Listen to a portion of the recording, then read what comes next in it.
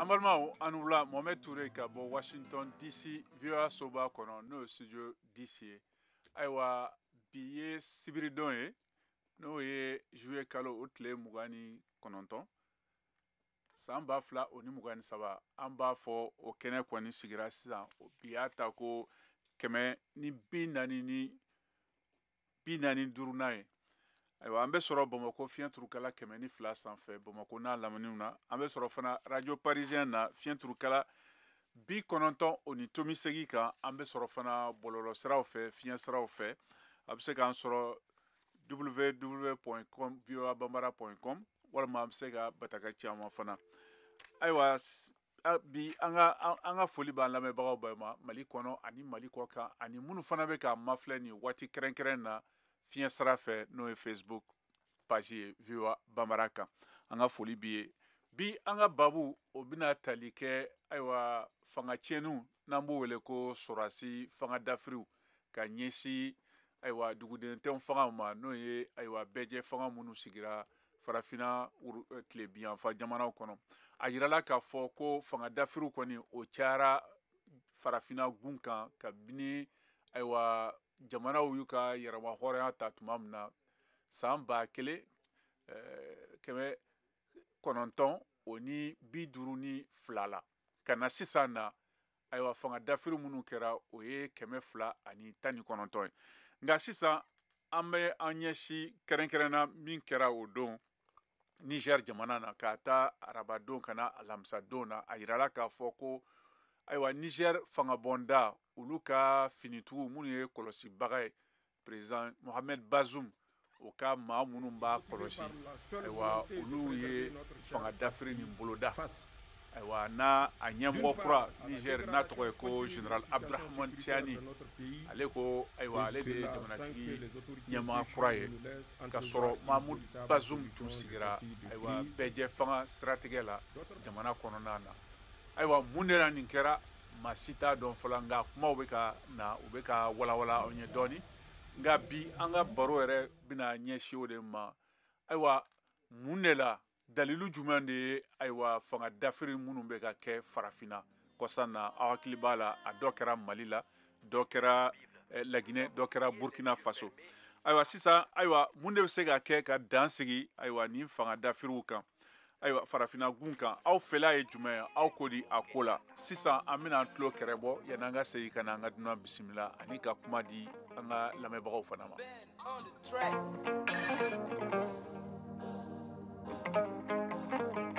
Silameluko Allahu Akbar Allah ese Kerechenuko Masaba matika duonye Mori basimo Mangala ala basagola Nikoko kera Kale nodo la mereje Silameluko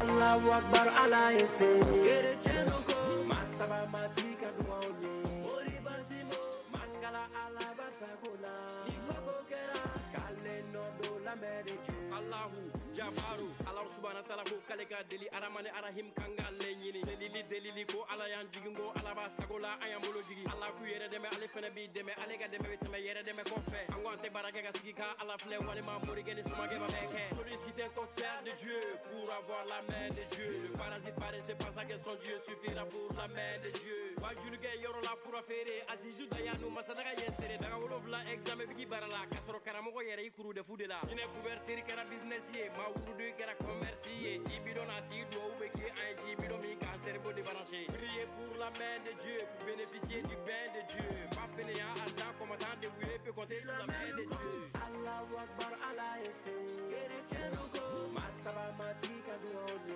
mori basimo mangala ala basagola ikoko kera kale nodo la main de Dieu Deko muna misiru balaka multiplier ala kota bega amplifier église kurajo dungo do benata sa kunuka fusabiye misiri do be chodi bi anga ala bato chugo ya bedi chugo te chugo la chugo ya tiena ala matonga ala nyini la La politique, gestion de la cité, l'homme politique doit porter des idées, trouver et tracer le chemin de la vérité pour la cité. Connu pour ses dribbles, l'homme politique n'est plus crédible. Cherche le parrain qui la double pour manipuler un peuple aveugle. L'homme politique en perte de vitesse, démocratie en permanent échec et mat. La politique est devenue la honte. Pour avoir la main de Dieu, l'homme politique s'accrochant au minaret, s'appuyant sur l'imam des pieux et juré sur la marmite échappée-les. Allahu Akbar, Allah essaie. Kerechenuko, Masaba Matika Duone, Moribasimo, Mangala Alabasagona, Nikokera, Kaleno do la Medeju.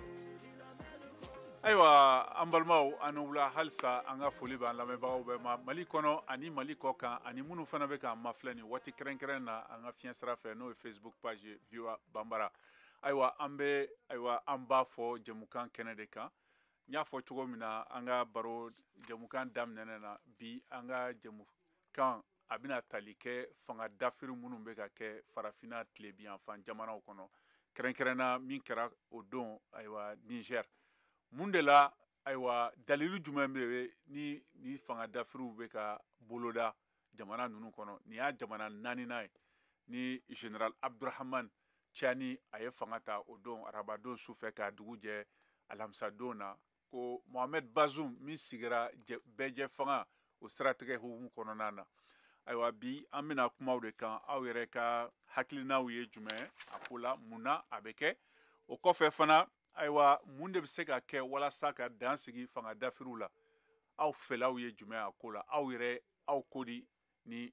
ko minnu bɛ senna farafina Mali Burkina Laginɛ ani sisan Niger o kama n'a b'a fɛ k'a da don an ka bi jamukan na a bɛ se k'an sɔrɔ nɛgɛjuru kan o ye 001 202 619 02 66 o tɛ dɔwɛrɛ to dunkan na fu fila kelen fila fu wɛrɛ fila wɔɔrɔ tan ni kɔnɔntɔn fu kelen fila ani bi wolonwula walima a bɛ se ka bataki caman fiɲɛ sira fɛ n'a ye an ka Facebook page viewer Bambara kan ayiwa an ka bi dunankɛ o ye Monsieur Chambel Gimbayara ale ye kunnafoni gafe sɛbɛn di sowe ka ɲɛmɔgɔ do la voix du Mali ka bɔ Paris Faransi jamana na ayiwa Monsieur Chambel ayiwa i bisimila i ni wula i ka kɛnɛ somɔgɔw bɛ di kɔni baasi t'aw la ayiwa ayiwa i bisimila o diyara ye kosɛbɛ o diyara ye kosɛbɛ o diyara ye kosɛbɛ ayiwa n ye an ka jamukan daminɛ ni min ye bi bi na an ɲɛ b'a la kabini san 2020 na ka na bi la fanga dafiriw de bɛ ka boloda farafina gun tilebiyanfan Faransi kan fɔla jamanaw na ayiwa caman bɛ k'u yɛrɛ ɲininka daliluya jumɛn b'a to la ni fanga dafiri ninnu bɛ ka tugutugu ɲɔgɔn kɔ ayiwa mun de bɛna se ka kɛ walasa ka dan sigi nin ko nin na barisabu ayiwa jamana ninnu ka jɛɲɔgɔnya hukumu kɔnɔna na ani jɛkulu farafina gun tilebiyanfan jamanaw ka tɔnba n'o ye CEDEAO olu bɛɛ y'a jira k'a fɔ kɔsan na u ka lajɛrɛ kɔfɛ ni ɲɛmɔgɔ kura min sugandira Tinubu n'o ye Nigeria président ko ni fanga dafiri ni fu kan ka sira la farafina ye nka lahala jumɛn y'a to e yɛrɛ fɛ ni sɔrɔdasiw ye fanga ta Niger i bisimila. Bisimila an b'i fo kibaruyaman dɔ foli tɛmɛnen kɔ mɔgɔ bɛ fili ka taa i ka donko hakɛ de Ala k'an bɛɛ sara wa Niger mɔgɔ min bɛ ka kuma n'i y'a jateminɛ ne kɔni b'a da he says he can barely hear the people that are talking. I don't know if that's I'll put him off the mic the things. A n'a taara kalafili min kɛra sababu ye k'a sigi fanga ɲɛmaa la yani kalafili yɛrɛ kelen ko ka ban yani sigili yɛrɛ ka kɛ a ka bila Isufi nɔ na a yirala a waati k'a fɔ ko fanga ndaraki do ŋaniya sara ka sɛgɛ nka o ma sira sɔrɔ o kɔfɛ a sigilen kɔ fana fanga ndaraki wɛrɛ taara ka ɲɛsin ma fo ka se siɲɛ 3 bɔ ɲɔgɔn ma o bɛɛ b'a yira k'a fɔ k'a kɛra gɛlɛya dɔ kɔni kɔnɔ politique gɛlɛya jamana kɔnɔ Niger fana bɛ dangu min na fana min ye sɛgɛ wale kɛlɛli ye a ɲɔ ɲana kɔsɔbɛ Niger fo ka hakaja fo ka taa se ayiwa dancɛ bɛ Niger ni Burkina ni Mali ni ɲɔgɔn cɛ n'a a yɔrɔ bɛ wele ko Liptako Gourma o furancɛ in kɔnɔna na babanci wale nun dagara in kosobe ni o para puti gena ka ni tiempo na ku ikele ya fuka tase nous avons Moussa Keita number 3 Moussa Keita Burkina Faso madelika doye koni nga uyu oyoro ku gatagada ni ni da nyonka ni ndika aiwa Sowesa ni nanani gelay Niger kono fuga tase pangata fima aba ni aje tebele fana mo bi fana kera pangata ke bay est-ce qu'il y a caméra micro donné no micro 3 là micro 3 mflinya ko est-ce qu'il y a écouteur donné la gagné ila mo nyemo irede alela ay santani plaqué joroina akubala kamini isufit le fuga na blabit le na donc mo mi yake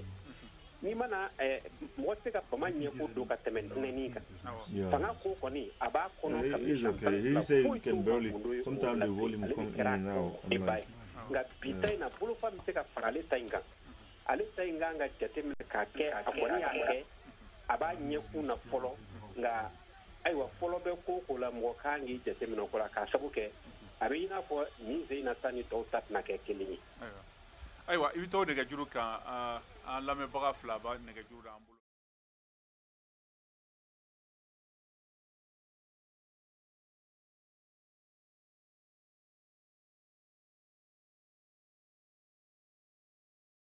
aiwa ibora ka korofo me an ga duna mi ma bulu bi o ye monsieur Chambel Gimbayara ale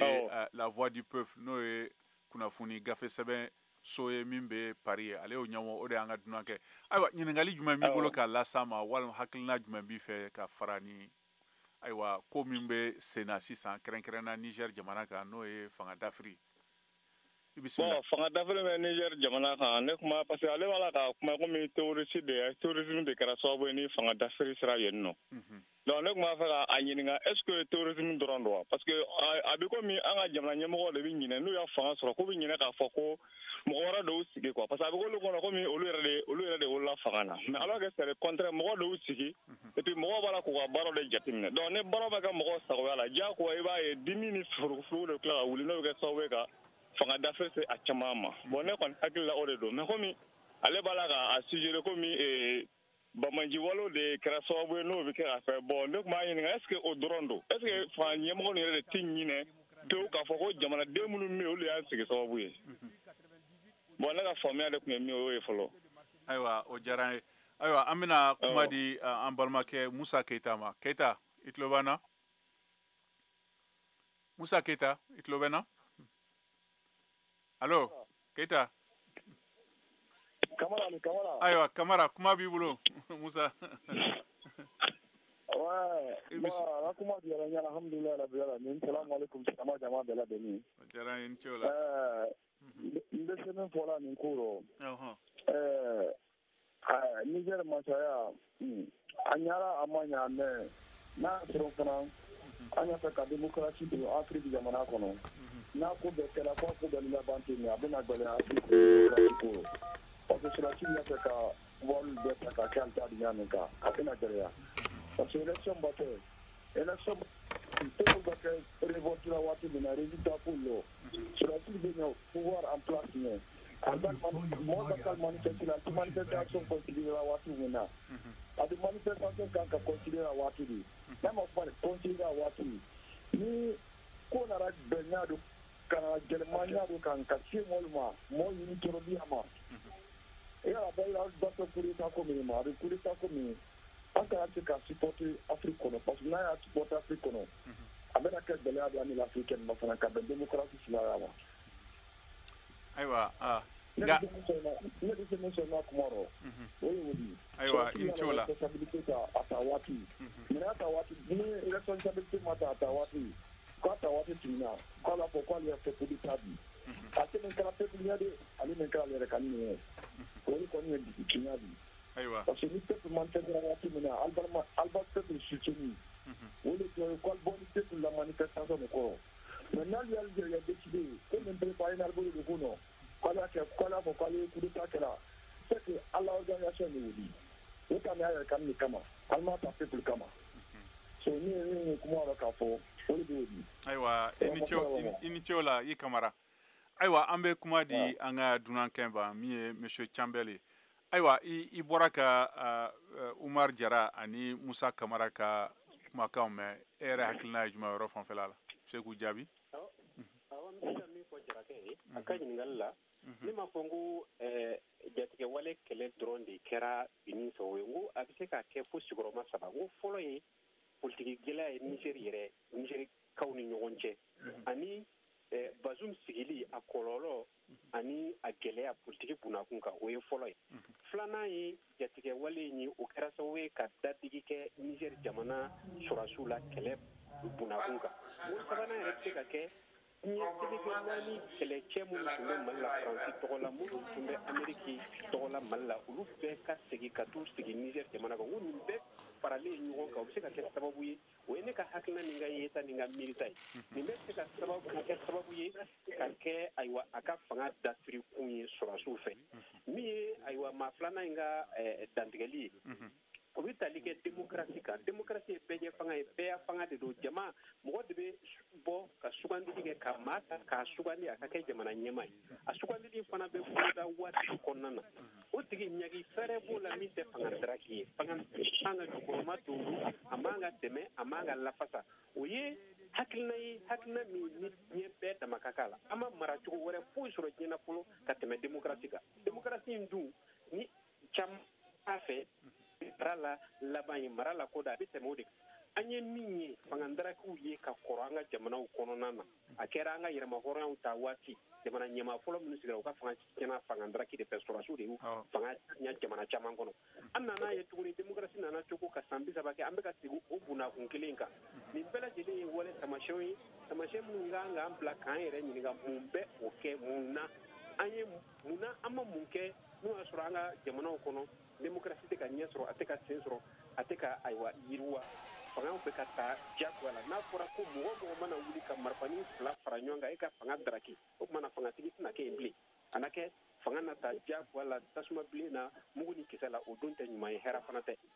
donc o ye ne ka faamuyali nin 2 ka ɲininkali la k'a fɔ ɲininkali min don o bɛ ɲɔgɔn dafa hakilina min don a bɛ hakili jaka bɔ hakili kɔni a tɛ ka kɔrɔ bi siɲɛ ayiwa monsieur Campbell n'i y'a jateminɛ sani ni fanga dafiri nin k'a lajɛ a ka boloda Niger jamana tigi kɔrɔ n'o ye Mahamani Isufu ye yanni Bazum yɛrɛ ka na u ye mun kɛ sɔrɔdasiw ka ko la dankari tun bɛ kɛ yɔrɔ min na jatigɛwalew fɛ n'o ye Difa mara ye ka na Tilaberi o ni yɔrɔ caman kɔnɔna na u kɛlen bɛ k'u denmisɛnninw caman de ta k'u bila sɔrɔdasiya la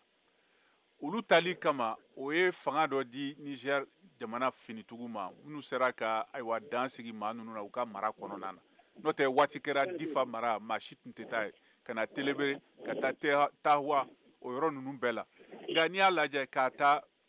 maa 100 la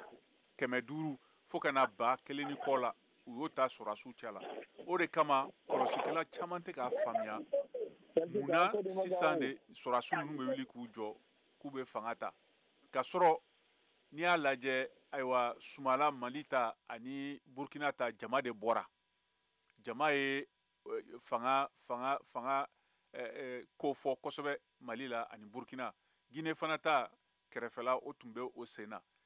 ayiwa jama bɔlen de kɔfɛ sɔrɔdasiw ko ayiwa a ma ɲɛ olu b'u sen don a ko la nka Niger ta a barila caman la barisabu a ma daminɛ ni siraba kɔnɔna wulikajɔw ye jamanadenw fɛ nka a bɔra sɔrɔdasi kulu minnu na o ye sɔrɔdasiw minnu bɛ jamanatigi yɛrɛ kɛrɛfɛla la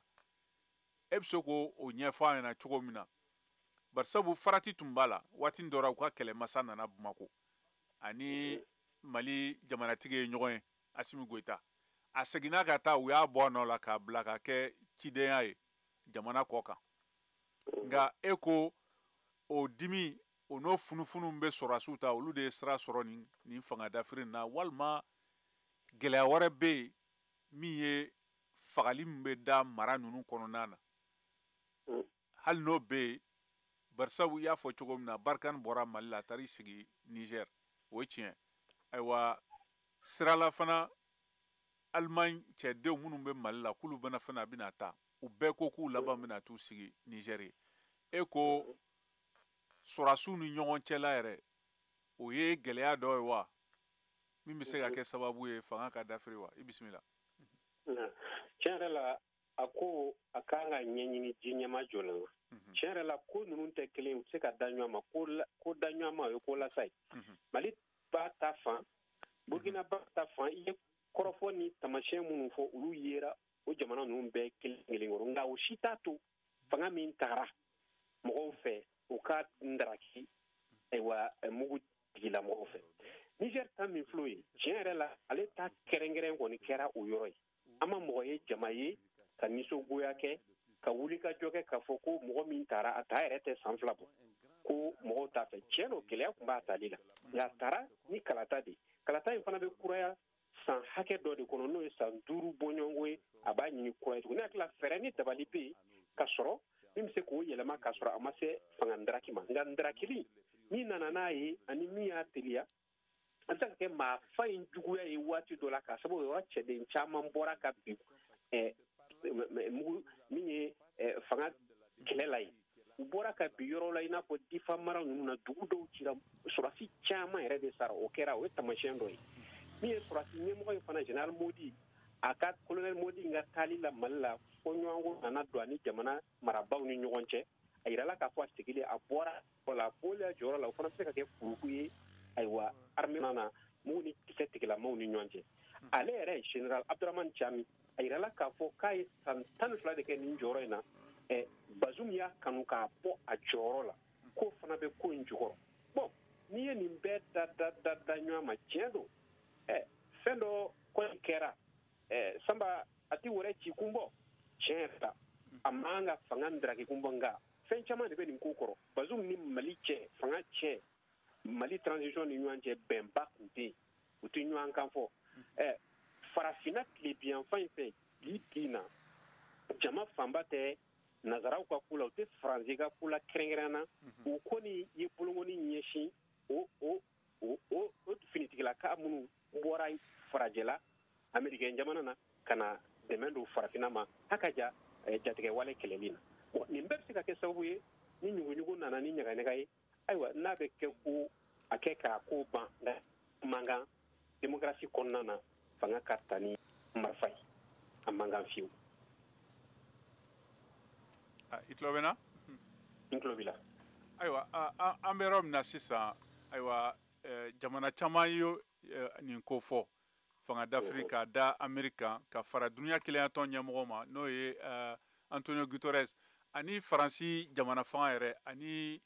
farajɛ jamanaw ka keleyatɔn u y'a yira k'a fɔ ko olu ma jɛ ni nin ye olu b'a kɔfɔ nka Faransi y'a fɔ ko olu bɛ yɔrɔ min na sisan ko sɔrɔdasi ninnu olu t'a lajɛ komi olu ye Niger jamanatigi n'i y'a fara kan farafinna gun keleyatɔn jamanaw ka nafasɔrɔsira jɛkulu n'o ye CEDEAO olu fana y'a yira k'a fɔ ko nin tɛ bɛn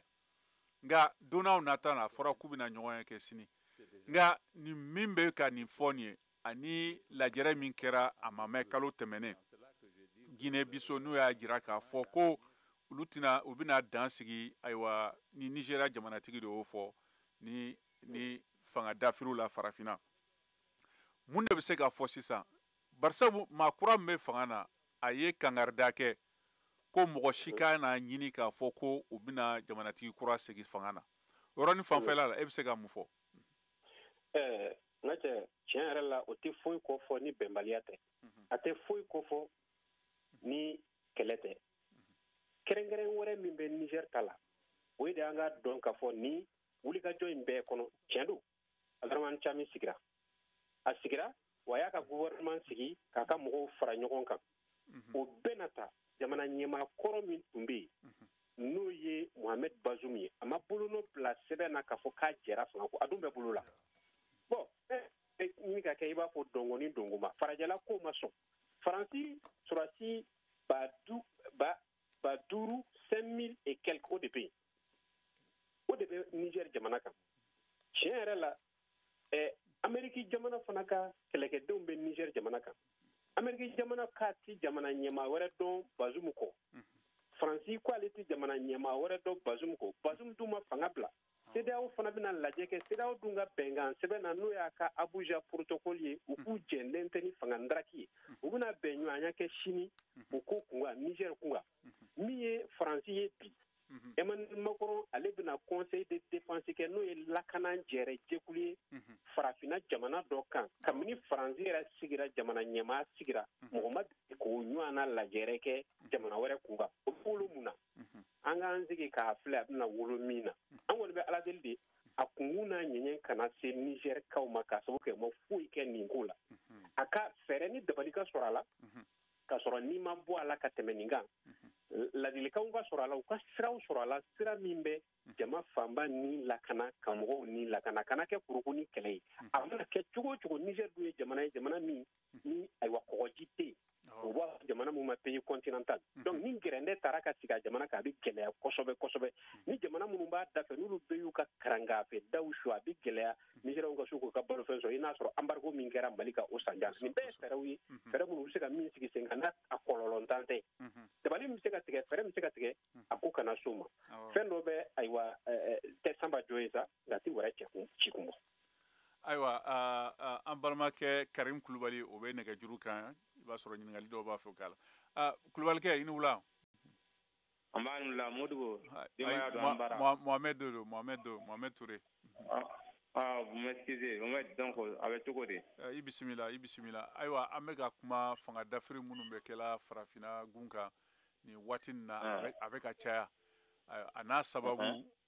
ni mun bɛ se ka kɛ ka fu sira la an ka dunankɛ b'an bolo bi n'o ye monsieur Chambel Gimbayara ale ye kunnafoni di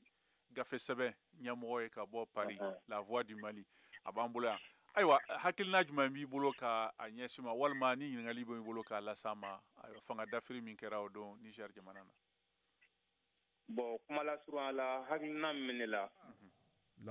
o ye fanga marabagaw minnu bɛ ka se ka dɔn ko fanga ta donc par la voie démocratique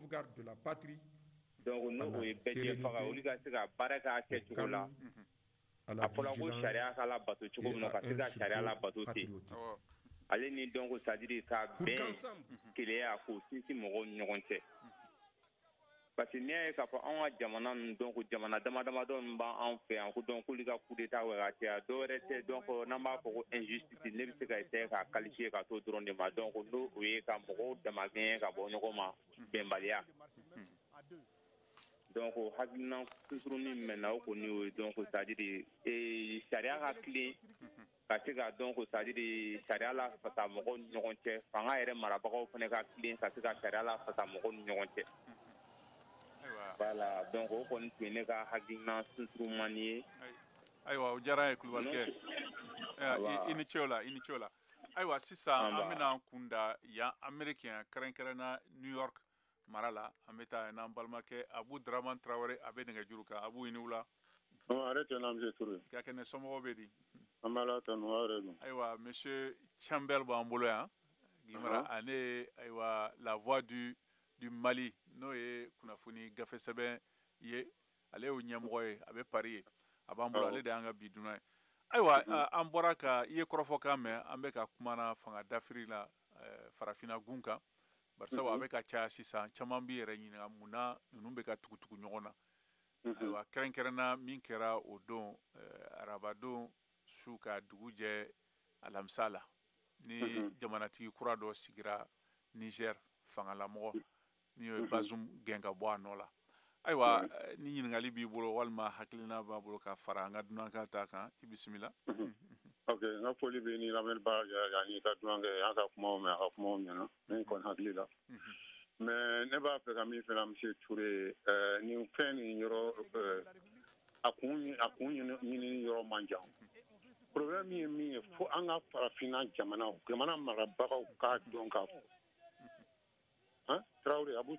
ne de don t'a fɛ Adama Abu c'est-à-dire que ni farafina mɔgɔ minnu bɛ fanga la cɛ dɔ y'a kuma fɔ ni min sigira o bɛ ɲina an b'a fɔ k'an ye silamɛ mais limaniya yɛrɛ de t'an na o bɛ ɲina k'a fɔ k'olu bɛ yen u fɔra dɔ kɔ dɔ bɛ f'u kɔ donc i bɛ fanga de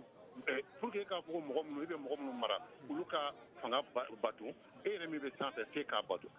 farafina jamana minnu filɛ nin CEDEAO ni kitigila monsieur Touré an ka tiɲɛ fɔ ɲɔgɔn na u ka gafew kɔnɔ fanga dafiri min kɔnnen don a kɔnnen tun don an ka sariya sunba na mais Mali sariya sunba la est ce que a kɔnnen tun tɛ fana k'a fɔ ko donko juguya fana surtout n'a sera miliyari ma k'i kan ka faga o bɛ sariya sunba kɔnɔ d'accord bon faut ka fanga bato yɔrɔ fila bɛɛ de fɛ quoi a tɛ se ka kɛ fankelen bato ye o de bɛna ni problème ninnu ye anw fɛ yen an kɛlen bɛ ka yɔrɔ mɔgɔ fanga sigi ko bɛɛ jɛ fanga don mais américains fɛ yan ani yɔrɔ tɔw la danfara dɔw bɛ k'a fɔ sisan procédure de décision n'i ye ko kɛ min yamaruyalen tɛ min i ye kalili min kɛ min bɛ o tɛ taa o sira fɛ i bɛ se ka bɔ fanga la o t'anw ka système na o de bɛ na ni problème ninnu ye parce que tagacogo t'a la dɔw yɛrɛ ko ni mɔgɔ min sigira ko o ka to yen fo ka taa se a ka fanga labanni ma a ye kojugu kɛ a ye ko ɲuman kɛ fo k'a to yen mɔgɔ bɛ se k'o faamuya cogo di. Ayiwa problème b'o yɔrɔ de la o mɔgɔw bɛ ɲɛ bɛ solution na u bɛ k'o ɲɛ cogo a ka problème b'o yɔrɔ de la o fo ka jateminɛ de ko la n'o tɛ mɔgɔ si tɛ coup d'état nin fɛ an fɛn bɛɛ b'a fɔ la nin hali an b'a fɔ bi an bɛ nin supporter mais dɛsɛ de don parce que ni mɔgɔw wulila ka jamanadenw wulila Mali ni Niger Mali ni Burkina ni fɛnkɛ ta nin Guinée ta aw yɛrɛ y'a fɔ ka ban o ni Niger ka danfara b'u ni ɲɔgɔn cɛ Mali ni o yɔrɔ tɔ saba ninnu na mɔgɔw de wulila mɔgɔw de bɔra kɛnɛma ka mankan ci bon CEDEAO y'i ɲɛ tugu o kan Union africaine b'i ɲɛ tugu a kan américain bɛɛ b'i ɲɛ tugu a kan hali ni fagali kɔrɔ o senfɛ foyi tɛ fɔ mais ni maintenant ni mɔgɔ dɔ ye fanga dafiri la u bɛ wuli sisan ko ka gɛrɛntɛli sigi o jamana la alors a b'a ka papier kɔnɔ a bɛ CEDEAO papier kɔnɔ k'a yira k'a fɔ u ka gafew la k'a fɔ fanga marakojugu ko o filɛ n'i ko k'i b'o kuma fɔ wa ko i bɛna da jɔ an ka kuma la ingérence dans les affaires étrangères de notre état ayiwa an tɛ ka marché nin kan ayiwa i ni ce la Abu nin diyara n ye kosɛbɛ i Tarawele ayiwa sisan an bɛ taa Mali la n'an balimakɛ Adama Kalabozo ale bɛ nɛgɛjuru kan Adama i ni wula ayi Mohamed Ture don Modibo tɛ ayiwa k'a dɔn k'a sɔn k'a dɔn Allah ayiwa cɛ kana bozo bɔ ayiwa i bisimila ayiwa kuma b'i bolo bon coup d'état min bɛ ka kɛ a kɔni fɛn ɲuman tɛ mais bamanan ko ba dɛgɛnen bɛ kini kɛ quoi ayiwa parce que ni jamana ɲɛmɔgɔ sigi a jɔlen tɛ a jɔyɔrɔ la tiɲɛ yɛrɛ la bon jamanadenw degulen de don bon don o don coup d'état caman ba min bɛ kɛ fɛn wɛrɛ tɛ bon jamana président tɛ ka jɔ a jɔyɔrɔ la quoi parce que ni e taara k'i wuli k'i sigi jamana kunna i bɛ jamanadenw lamɛn bon min bɛ kɛ i b'u waleya ni o tɛ kɔni bon coup d'état kɛra a cɛ man ɲi mais n'i ma i ka jamanadenw lamɛn ni fagali bɛ kɛ walima gɛrɛntɛ dɔ bɛ ka sigi o kan tiɲɛna coup d'état bɛ kɛ wara dɛ a tɛ dabila fiyewu voilà o le ye n ka hakilina ne b'aw fo ayiwa i ni ce o la ayiwa sisan an bɛna an tulo kɛrɛ bɔ yan'an ka seli ka na kuma di an ka dunankɛ ma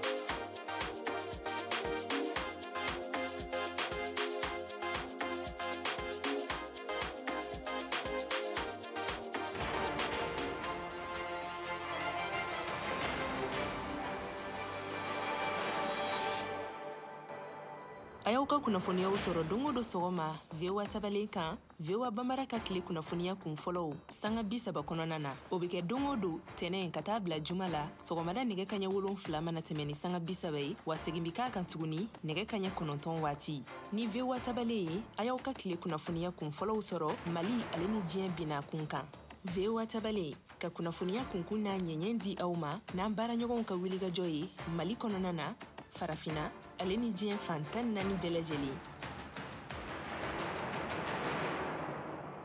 ayiwa an balimaw halisa a tulo bɛ Mohamed Ture de kumakan na an b'a fɔ o jɛmukan kan VOA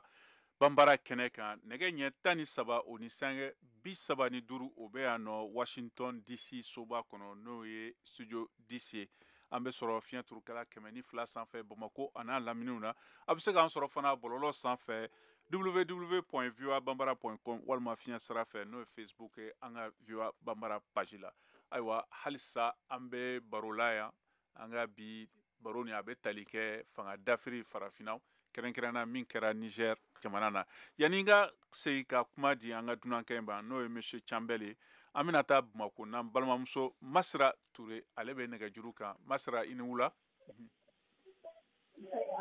i ka kɛnɛ somɔgɔw bɛ di ayiwa an bɛ Ala tanu bi an bɛ ka kuma fanga dafiriw la farafinna gun kan kɛrɛnkɛrɛnna a yirala k'a fɔ kabini ayiwa farafinna gun yɛrɛma hɔrɔnyaw taara fanga dafiri n'an b'a wele ko coup d'état o 219 o de kɛra farafinna gun nin kan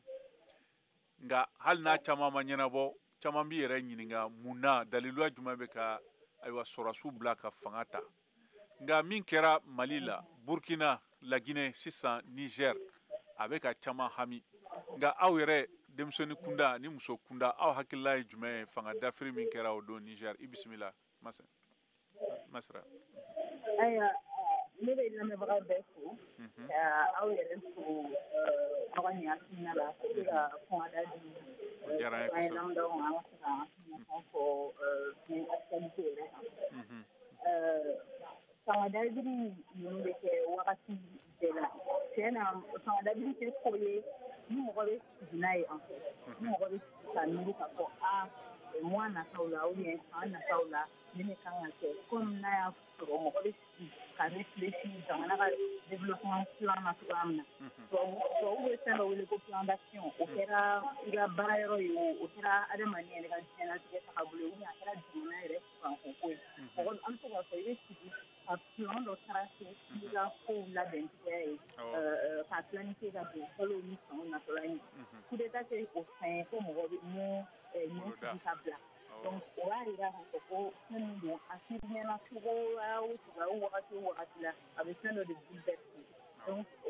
ne hakilina la o tɛ ko ye ko min bɛ mɔgɔ la nisɔndiya kosɛbɛ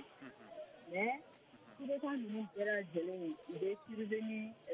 degun camanw de kɔfɛ politique sira kan développement sira kan jamana kɔnɔmɔgɔw yɛrɛ n'o ye décideurs ye ale ni minnu bɛ décision suivi n'o ye population ye olu yɛrɛ ka fɔ ɲɔgɔn kɔ caman sira fɛ donc n'i y'o bɛɛ fara ɲɔgɔn kan ne bɛ se k'a fɔ ko coup d'état ninnu tɛ ko ye minnu ye situation nisɔndiya situation ye kosɛbɛ parce que hali n'i ye coup conséquence ta k'a lajɛ coup d'état bɛ a bɛ jamana jɔ de fɔlɔ yanni a ka bila yiriwali sira kan donc cause min bɛ kɛ o bɛ fɛn caman de bayɛlɛma o bɛ baara caman de lasumaya mɔgɔw bolo donc a kɔlɔlɔ caman bɛ se population ma a kɔlɔlɔ caman bɛ se institution ma a kɔlɔlɔ caman bɛ se jamana yɛrɛ ka développement donc ni o ko ninnu ka k'u fara ɲɔgɔn kan ne hakili la halisa farafinna jamanaw kan ka réfléchir kosɛbɛ yanni an ka to ka coup d'état ta i n'a fɔ solution à le problème. Ayiwa an balimamuso nin diyara an ye kosɛbɛ i ni ce o la an ka foli b'i ye ayiwa sisan an bɛna segin ka kuma di an ka dunankɛ ma n'o ye monsieur Campbell ye ka bɔ Paris ayiwa monsieur Campbell i bɔra ka ayiwa an balimakɛ Abu Dramane Traoré a n'an balimamuso Masira ka hakilinaw mɛn e yɛrɛ bɛ se ka mun fɔ o la min bɛ se ka fɔ ka da kan dɔrɔn o ye de ka fɔ ko nin kɔrɔfɔ ninnu bɛ ɲɔgɔn dafa de a ko in kɔlɔlɔntan tɛ fanga ndaraki fanga ta diyagoya la ni mugu ni kisɛ ye a kɔlɔlɔntan tɛ ka sabu kɛ mɔgɔ minnu b'a kɛ a bɛ kɛ waati min na a mana kɛ ɲa o ɲa ye a kɔlɔlɔntan tɛ kɔlɔlɔ n'a ma se jamanadenw ma a bɛ s'u ma diyagoya la a bɛ se fanga tigilamɔgɔw a bɛ se jamana yɛrɛ ma ka sabu kɛ a kɛra diɲɛ seleke naani fan bɛɛ tɔn bɛɛ jɛkulu bɛɛ jamana bɛɛ b'a kɔn u b'a kɔn wa u b'u ka baarakɛ bolo yɛlɛma minnu bɛ na u bɛna baara ta jamana baara tali jɔli daminɛ gɛlɛya kɔnɔna na u b'u ka cakɛɲɔgɔn wɛrɛw de ɲini u ka dɛmɛ wɛrɛw de ɲini u ka nafasɔrɔ sira wɛrɛw de ɲini ka ɲɛsin jamana ma o dun kɔlɔlɔntan tɛ hakaja n'a bɛ kɛ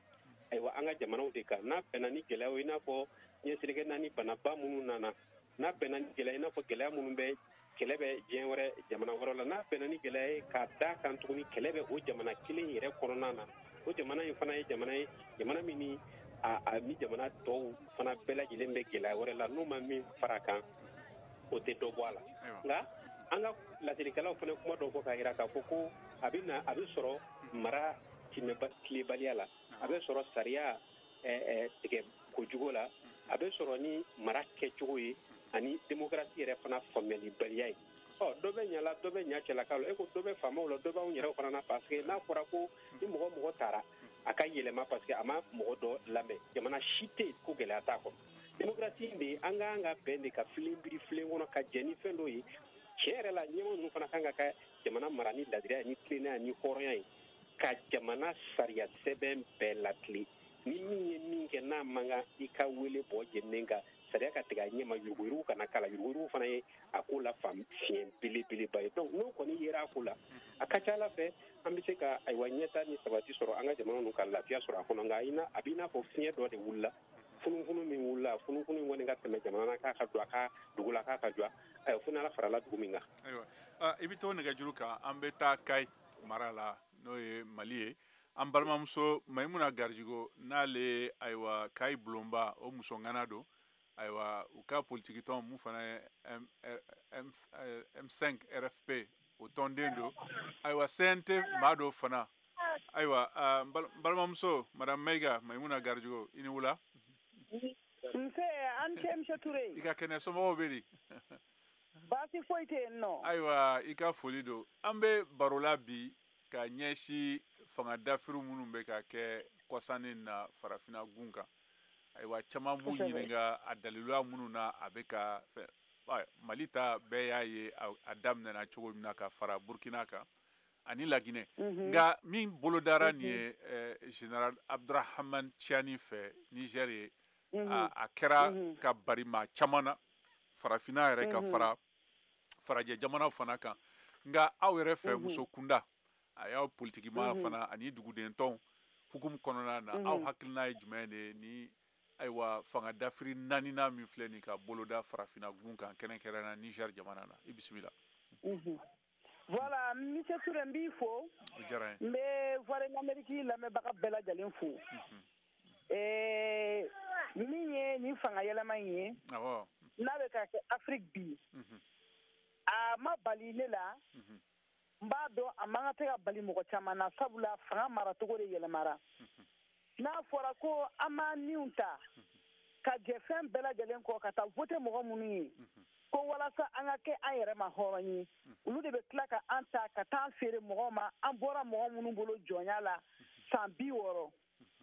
a tɛ bɛn mɔgɔ si ma kuma o kuma e de ka du de gulonnen don du dɔ la e tɛ se k'i sagona fɛn foyi kɛ Afrique tɛ se ka sago fosi kɛ f'a ka taa a gulon Faransi la walima allié wɛrɛ la mɔgɔninfin n'i bɛ fɛ ka kɛ hɔrɔn ye f'i ka kɛ i yɛrɛ i ta ka k'i yɛrɛ de fɔlɔ min ye Niger ta ye Niger ta in tun kan ka kɛ a mɛnna en tout cas moi personnellement a ma bali ne la parce que ne kun bolo ale yɛrɛ kun bɛ kɛ Burkina ta ɲɛ mais diɲɛlatigɛ la ni fɛn min kuma ma se a tɛ kɛ c'est que sur n'u bɛ fɛ coup d'état in ka ban Afrique kɔnɔ u k'a dɔn k'a fɔ ko africains fɛnɛ de ka kan u ka kan ka kɛ u ka n'u ka indépendance totale de ta u ka n'u ka autonomie de ta ka k'u yɛrɛ ye n'a fɔra sanu bɛ an fɛ yan pétrole bɛ an fɛ yan fɛn bɛɛ lajɛlen bɛ an fɛ yan mais anw africains tɛ se ka fosi k'an yɛrɛ f'an ka taa gulon Faransi la walima an ka taa gulon Amérique la walima an ka taa gulon jamana wɛrɛ la alors que olu de bɛ na anw ka sous-sol fɛnw exploiter ka taa n'a ye mun de la o tɛ se ka dabila hali bi parce que an bɛ dirigeants minnu sɔrɔ ils ne pensent qu'à leur intérêt personnel u mago bɛ olu yɛrɛ dɔrɔn de ka nafa sɔrɔ sira la mais u mago tɛ peuple ka nafa sɔrɔ sira la donc o peuple kelen de bɛ dusu bɛ kasi o peuple kelen de bɛ tɔɔrɔ o peuple kelen de bɛ faga o peuple kelen de bɛ tila ka wuli ka marches kɛ ka damakasiw kɛ ka ala wele kɛ diyagoya fanga bɛ taa i b'a dɔn diɲɛlatigɛ la M. Toure fɛn jumɛn bɛ se fɛn bɛɛ la o ye hadamaden hakɛ de ye ni hakɛ bonyara fanga i ka fanga mana kɛ fanga ye cogo o cogo fanga mana k'i la cogo o cogo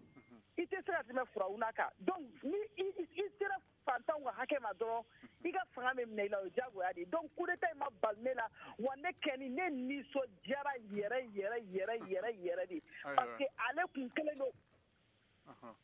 ale tun kelen don ka i n'a fɔ a bɛ fɛ ka Mali janfa quoi Bazoum tun kelen don i n'a fɔ mɔgɔ faga minnu bɛ ka kɛ Mali la o y'ale ni kanko de sabula ka d'a kan mun de la hali ni a ka jamana kɔnɔna la ni mɔgɔ faga kɛra n'o mɔgɔw minɛra a b'a fɔ ko olu y'ale partenaire ye donc mɔgɔ n'i bɛ fanga la i b'i ka peuple de lamɛn jama min voté k'i sigi dɛ minnu bɛ ka sa minnu bɛ ka kɔngɔ k'u ye minnu bɛ ka minɔgɔ k'u ye e bɛ hɛrɛ la minnu ka impôt ni taxe bɛ ka kɛ k'i sara i b'olu de sago kɛ wa nin y'a daminɛlen de Afrique nin y'a daminɛlen de Afrique président o président fila de bɛ yen sisan Macky Sall ale ni Côte d'Ivoire président i m'a ye tellement u tɛ farafina ka hɛrɛ fɛ u bɛ troisième mandat ɲini i b'a ye u bɛ k'u ɲamada États-Unis ni France min kan olu tɛ troisième mandat kɛ mandat kelen mandat fila u bɛ taa mais ninnu hali bi u bɛ k'u nigi fanga nɔfɛ donc an b'a ɲini Ala subahana wa taala de fɛ hali n'a sera ka kɛ Côte d'Ivoire la sini ou sinikɛnɛ a ka di ne kɛ nin ye.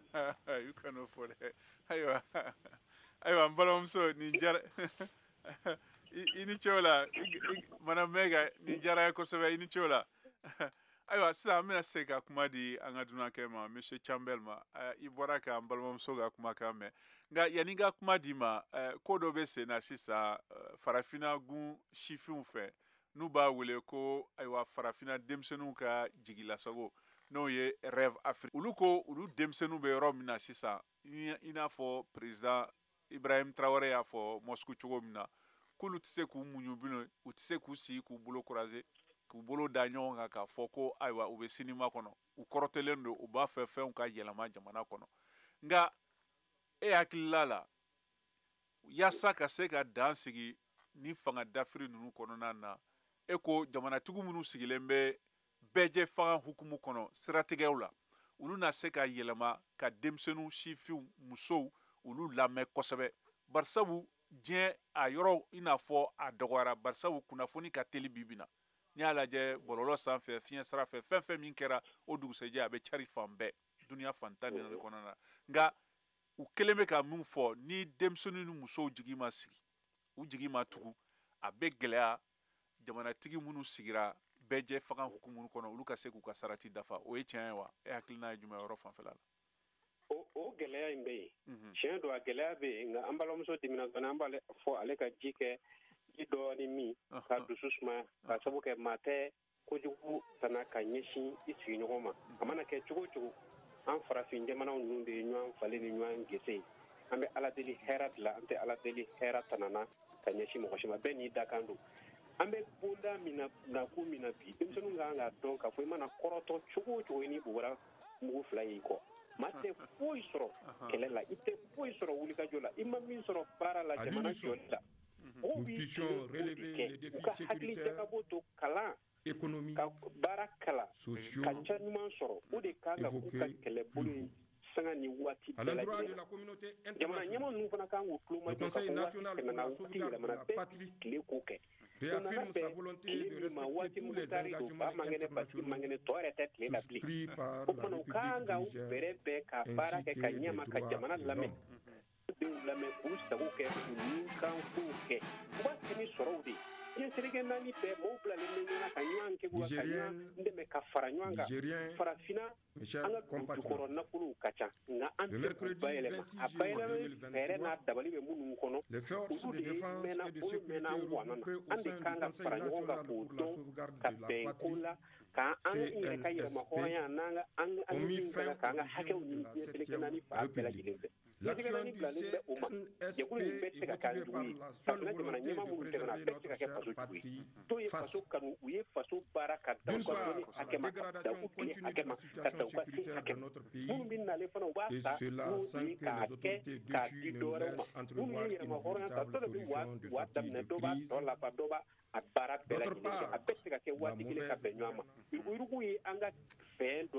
mauvaise jama caya n'o ye démographie o y'an ka jamana a taabolo dɔ ye denmisɛnw ni sifinnakaw ka ca kosɛbɛ musow ka ca denw ka ca jama ka ca nin bɛɛ kan ka balo ka furakɛ ka baara k'u wuli k'u jɔ k'u lakana a ma nɔgɔ dɛ ni fɛn t'i bolo a ma nɔgɔ ayiwa an balimakɛ Sirima Sɛnpara ale bɛ nɛgɛjuru kan Sirima i ni wula i ka kɛnɛ ne tɔgɔ Basi Alhamdulilayi ayiwa i bisimila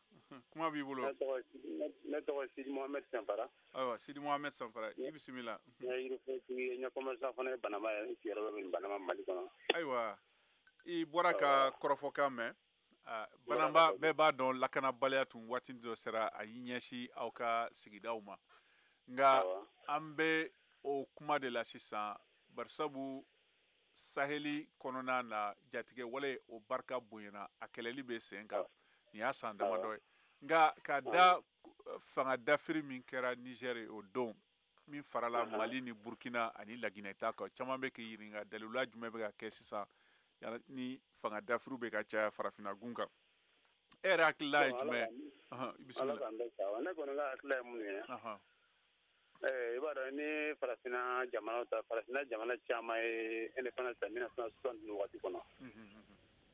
bon 1960 kɔfɛ san 30 kɔfɛ 90 ni wagati ye i b'a ye farafinna yɛlɛma caman kun dara farafinna kan bon ni 90 fana ni 2020 ta o fana ye san 30 kelen ye yɛlɛma kura wɛrɛ fana kun dara farafinna kan mais ko n'a bɛna i b'a sɔrɔ sababu de b'a la ni diɲɛ lajɛ bi i b'a sɔrɔ diɲɛ jamanaba ninnu bɛ kɛlɛ la yɔrɔ caman nɔfɛ farafinna fanga dafiri ne b'a caman kɛ fɛn dilannen de ye ka na farafinna ma tuma dɔw la hali n'a dilanbagaw tɛ kelen ye ni ye 90 wagati ninnu ta fanga caman dafila k'a sababu kɛ ko démocratie bon farafinna population ye démocratie la ye san 30 an ye nafa jumɛn ye an ye kɔlɔlɔ jumɛn ye a la bon o kosɔn farafinna jamana caman tilala ka révolter contre démocratie ni ye par exemple ni bɛ Mali kɔnɔ ni ye Mali radio fɛn lamɛn ani ni bɛ émission lamɛn i b'a ye caman bɛ kuma k'a fɔ démocratie m'u mago ɲɛ ye o kɔrɔ démocratie nanen san 30 kɔfɛ i b'a ye mɔgɔw commencera ka tigɛ démocratie la quoi o kosɔn mɔgɔ caman wulila jamana ɲɛmɔgɔ ninnu nɔfɛ ayiwa waati wɛrɛ t'an bolo maa wɛrɛw bɛ nɛgɛjuru kan dakuru ɲɛ kelen na dakuru ɲɛ kelen la t'a fɛ bon ne kɔni bolo solution minnu kɔni b'a la fo farafinna yɛrɛ ka ɲɔgɔn minɛ f'an k'a bila an ka hakili la k'a fɔ an teri ye américain ye an teri ye russe an teri ye chinois ye a ka ɲi mais mun ka ɲi farafinna yɛrɛ ka ɲɔgɔn minɛ sinon farafinna bɛ kɛlɛ caman kɔnɔ diɲɛ jamana wɛrɛw ka mɔgɔ wɛrɛw ka manipulation kɛlɛ don ayiwa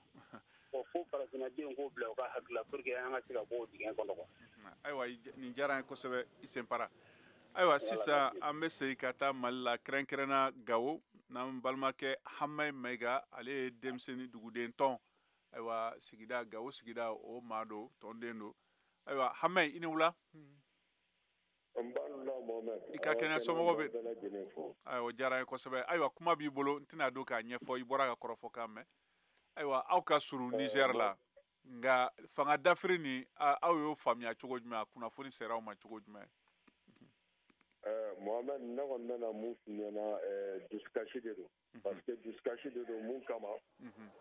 ne fɛ fanga dafiri minnu b'a la kɛ sɔrɔsiya kunda fɛn ɲɛnaman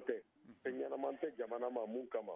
fɔlɔ ye mun ye u yɛrɛ dama ni ɲɔgɔn cɛ parce que mɔgɔw t'a la ka kɔlɔlɔ jate minɛ n'u ye fanga ta a kɛla comme si fanga ta kɛla taɲini de ye taɲini kɔnɔna na i bɛ taa sɔrɔ ɲɛmɔgɔw sɔrɔsi ɲɛmɔgɔw olu de bɛ taa bɛn u mɔgɔ hakɛ dɔ k'a fɔ bɔn an sɔnna an b'a kɛ tantɔ k'a kɛ transition ye mais en réalité u y'a kɛ mun yɛrɛ kama n'o ye jamana ye jamana sécurité ani jamana taaɲɛ a plan a stratégie foyi de t'u bolo donc ne fɛ u b'a la ka ko kɛ tan jamanadenw ka kan k'a faamu k'a fɔ ko an ka nafolo de don an ka maramafɛnw de b'u bolo u bɛ tila ka na ɲɔgɔn faga a ko la u yɛrɛ ni ɲɔgɔn cɛ u bɛ tila ka ɲɔgɔn minɛ ka ɲɔgɔn datugu a bɛ kɛ chaque fois ni dɔ ye occasion sɔrɔ a bɛ fanga fili ale bɛna fanga ta et puis u bɛ kɔlɔlɔ dɔ lase dɔw ma olu fana n'u nana fɛrɛ dɔn dɔ bɛna kɛ sɔrɔsiw yɛrɛ ni ɲɔgɔn cɛ u bɛna ɲɔgɔn faga caya donc yanni a ka se o yɔrɔ ma vraiment fɛɛrɛ ka tigɛ a la u k'a lajɛ k'a jɔ mais Niger ta in a bɛ dadigi kɛ Gawo de la o kɔni t'a dogo maa si la parce que sira ti an ni Bamakɔ ni ɲɔgɔn cɛ mun y'an ka capitale ye distance mun b'a ni Bamakɔ cɛ o ye 1000 et quelques kilomètres kilomètre ba ni kɔ de bɛ ani Bamakɔ ni ɲɔgɔn cɛ bon Niger ni mɔgɔ banana i bɛ se ka évacuer joona et puis balo dɔw bɛ yen nɔ ala malo ni fɛn ninnu u bɛ don ni Niger de ka n'an fɛ donc a ko in a banana na a ma diya ne kɔni b'a fɔ mɔgɔ wɛrɛ ne ko min a ma diya ne ye parce que pour moi u y'an déstabiliser parce que u ye dɔ fara an ka sɛgɛn kan tuguni. Ayiwa nin diyara n ye kosɛbɛ Hamɛ an ka foli bɛ ye k'an bɛ Gawokaw bɛɛ fɔ. Ayiwa sisan an bɛ segin ka na kuma di Monsieur Campbell ma. Campbell kuma b'i bolo i bɔra ka an balimamuso ka kuma mɛn ani Sɛnpara ni ayiwa Hamɛ min bɔra ka kuma sisan ale kɔni ko fanga dafiri ni a ma diya ale fewu ka sara ayiwa Gawo bɛ Ɲamɛ Masuruna de kɔnɔna na o man jan u ka sɔrɔ ɲɔgɔn na ka bɔ Gawo ka taa Bamakɔ. U ka dafɛn dunta ni fɛn caman bɛ bɔ Niger sirabaw de fɛ hali fɛn fɛn bɛ san na Nigeria a bɛ tɛmɛ yɔrɔ de fɛ a ko k'a barilaw la nka sisan an ka jamukan banni waati sera nka an b'an da don ayiwa fɛɛrɛ fu bɛ se ka kɛ i n'a fɔ fɛɛrɛw jumɛn bɛ se ka latigɛ ka dan sigi ni fanga dafiriw na farafinna gun na kɛrɛnkɛrɛnna barisabu a cayara faransikan fɔla jamanaw de la angilɛw fanfɛla la a dɔgɔyara kosɛbɛ kabini min kɛra ayiwa n'u ye ayiwa Jame gɛn ka bɔ fanga na Gambi i bisimila. a tɛ taa bɛn kɔ bɛn kelenya ani k'a dɔn k'a fɔ ko maracogo wɛrɛ foyi tɛ min ka fusa ni maracogo bɛɛ n'o ye tɛ démocratie de b'an bolo an ma mara cogoya wɛrɛ foyi sɔrɔ ka tɛmɛ o kan fɔlɔ an ka démocratie ta k'a bɛn an ka tabiyaw ma k'a bɛn an ka laadaw ma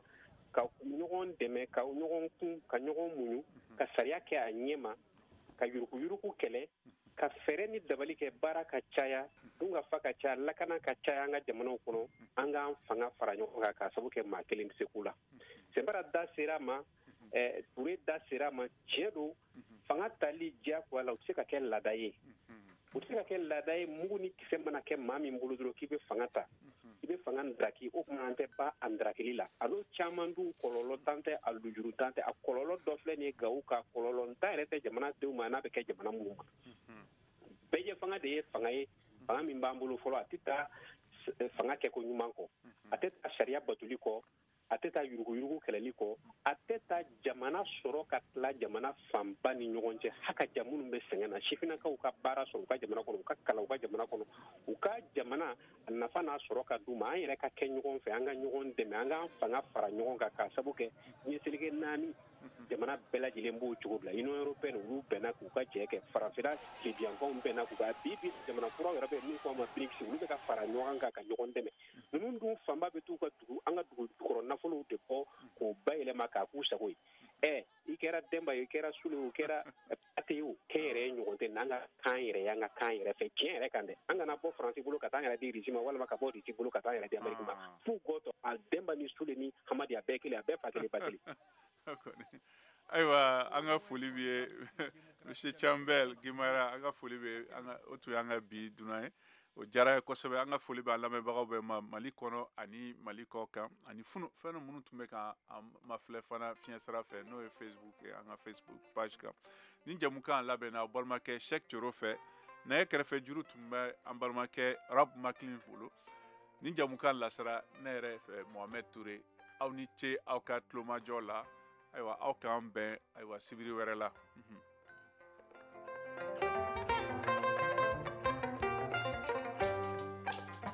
wele ni ɲɔ si de bi kɔnɔ ba bonya a ye jolo kari de bi kɔnɔ ba jɔnya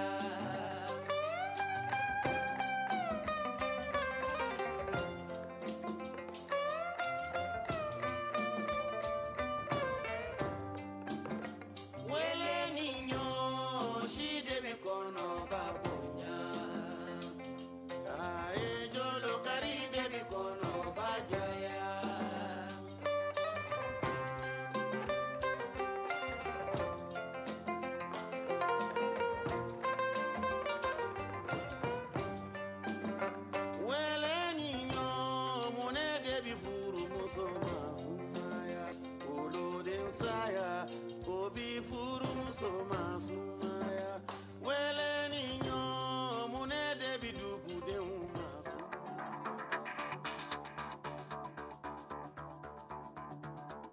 sisan aw bɛ se k'aw ka batakiw ci an ma whatsapp fɛ an ka nɛgɛjuru sira kan 0 20 24 30 47 16 tɔgɔ ni jamu ani aw bɛ bɔ yɔrɔ min na aw bɛ o fɔ ka sɔrɔ k'aw ka bataki d'a kan